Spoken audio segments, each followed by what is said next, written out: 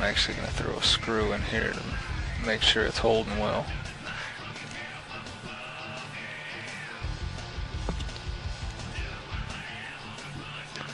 I'm just going to take a few measurements from the side of the box to the side of the support. I'm going to come onto the other side and mark in that same spot. And just take a few measurements actually to get all your points just from the base of this support, so you know where the ones on the right should be touching, or where it's supposed to be mounted at exactly, just to be mirrored with the other side. I just did the top, the outside, and the bottom of the support.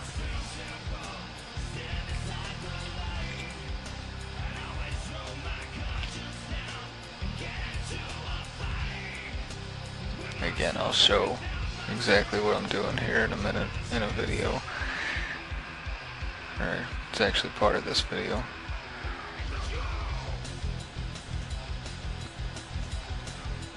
There's actually different ways to do this to make sure it's mirrored perfect and exactly the way it is on the other side, but this is just as easy, just as good. Now I've got my points over here, go ahead and tack it down, put another screw in here, make sure it holds up.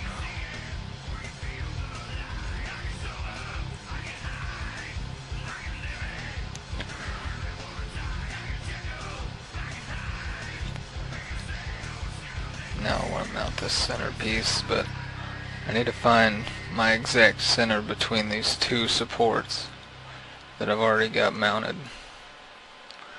So I just take my measuring tape and find the center and go ahead and mark it up on the back.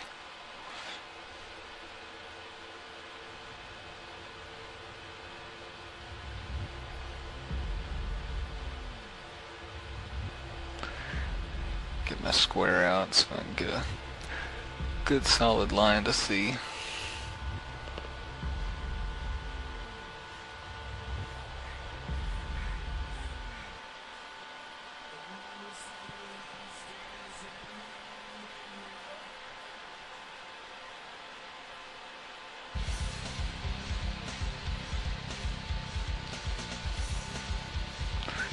Then we'll go ahead and tack this one in as well.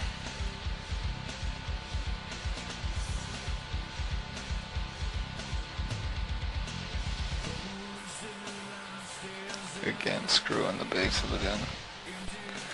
Now here I'm going to show you just how we do this. We take our supports, these blue things at the bottom are our support. We put our first one up just at the angle we want it. Draw lines from left to right, center, everything, and mark exactly on the other side where it's going to end up at. Find your center line, and you can even mark a center line over your center support there. And then we're going to move that up into the middle, and whenever you have your rings on the front, this is what it should look like. Now that we've gone ahead and got everything set up with our wood part, we're going to go ahead and mount the fleece up on here. Notice, just go ahead and spray the bottom portion of your box, then go to the back. And this is where the stretching really gets interesting. You're really going to have to pull on a box like this, especially on the sides.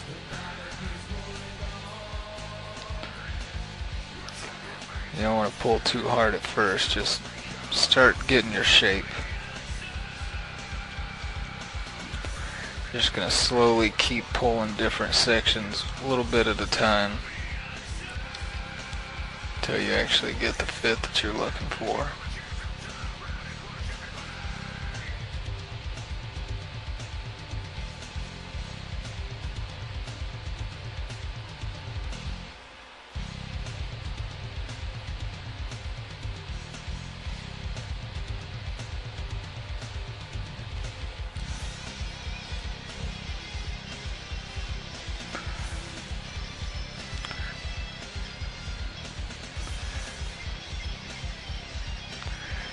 whenever you're actually done stretching and pulling, it's going to feel kind of like a trampoline.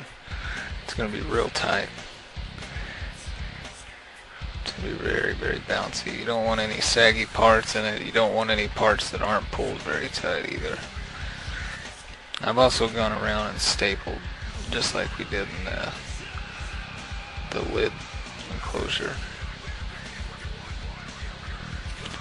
Do want to make sure you don't press too hard whenever you're just toying around with it at this stage, because you can stretch the fleece and create a dip. Just feel around, make sure everything's good. I actually built this little stand so I can place the box in here. Makes it a little bit easier for me to work with. And I did mount this to my table with 2 different screws. See, I'll just lay it in here like this, and that way I can get to pretty much any side of this box that I need to get to whenever I'm doing my glass and sanding and Bondo and whatnot. I'm going to put a little shim in here because it was kind of shaking. It still shakes a little bit, but it's good enough. I got ahead and laid my fiberglass, laid my Bondo. We've gone over that a couple times already. There's really nothing to that stage. Now we're getting into the deep sanding. And since we're going to paint this box, we're looking real close at any imperfections at all.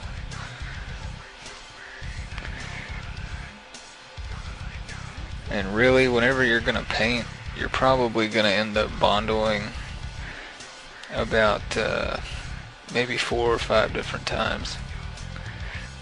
Your first coat's going to be heavy. Your second coat, you sand it all down as best you can, and then come back over it again with another thinner layer. Then you'll have to sand that off. But the first couple rounds you can use a mechanical sander.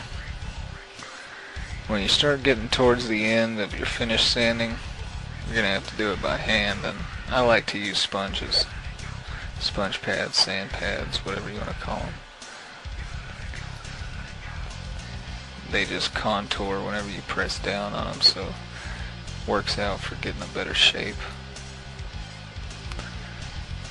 Really, guys, there's a lot of sanding involved if you're going to actually paint. But now I'm going to cut the center of these rings out. Cut as much fabric away as I can. There's that one in the center you can see cut out, and right here on the right side I'm just repeating the process, going along the inside with my Dremel tool here.